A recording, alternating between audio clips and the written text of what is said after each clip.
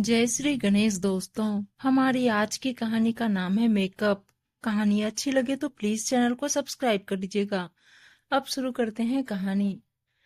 बहुत दिनों से संध्या के दिल और दिमाग में एक लड़ाई चल रही थी।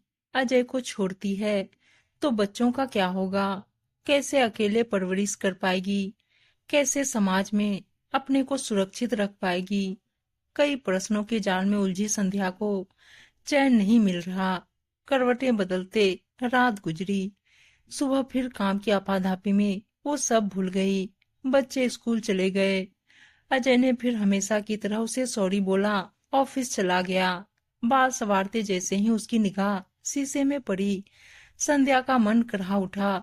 माथे के घूमर को बालों से ढककर कब तक छुपाएगी।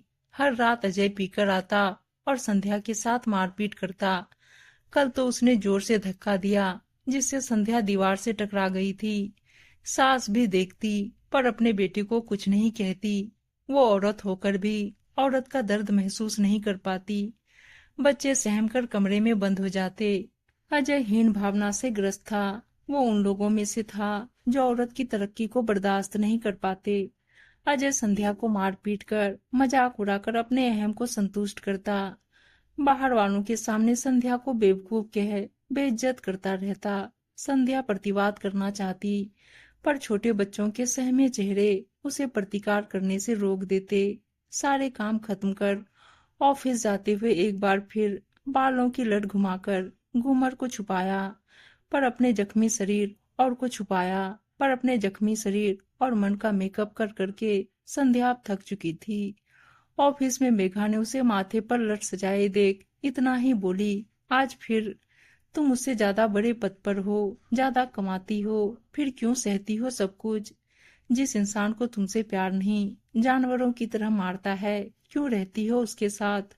रूंधे स्वर में संध्या बोली, बच्चों को पिता से कैसे दूर करूं, पर तुम बच्चों के मन में जो खौफ भर रही वो नहीं दिखता तुम्हें। निर्णय तो लेना पड़ेगा संध्या। कब तक आत्मसम्मान खोकर जियोगी। शादी का मतलब ये नहीं कि पति को मारने पीटने का अधिकार मिल गया।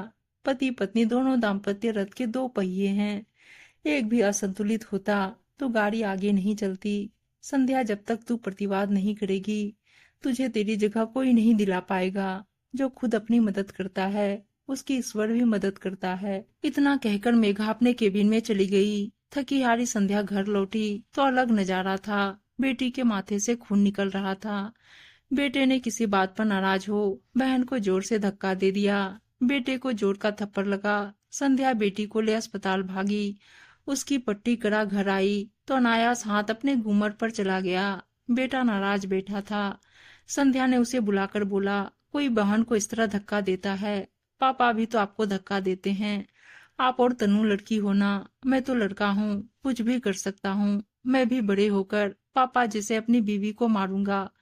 7 साल के बच्चे से ये सुन संध्या अवाक रह गई। संध्या के दिल और दिमाग का संघर्ष खत्म हो गया। बस अब और नहीं, नहीं तो बेटा एक और अजय बन जाएगा। सामान पैक कर। उसने बाहर जाने के लिए दरवाजा खोला। सामने अजय खड़ा था। कहाँ चली ये सवारी, कह व्यंग से मुस्कुराया। शांत स्वर में संध्या ने कहा, जो काम मुझे पहले करना था वो आज करने जा रही हूँ। मैं तुम्हें छोड़कर जा रही हूँ। मैंने बहुत कोशिश की, शायद तुम सुधर जाओ, पर तुम्हारा अहम तुम्हें छोड़ नहीं रहा। बहुत प्रताड़ित हो चुकी, सिर्फ बच्चों के लिए झेल रही थी, पर अब तो बच्चे तुमसे ही सीखकर तुम्हारी नकल कर रहे हैं। मुझे इस नरक से निकालना है इनको, ताकि दूसरा अजय न पैदा हो इनमें। और बेटे को औरत की इज्जत करना सिखाना है। बच्चों की अच्छी परवरिश बहुत जरूरी है। रिश्तों का मेकअप करते मैं थक गई। क्या संध्या घर से निकल गई एक खुले आसमां में, जहां वो बच्चों को अच्छी परवरिश दे सके, प्यार और आत्मसम्मान से जी सके।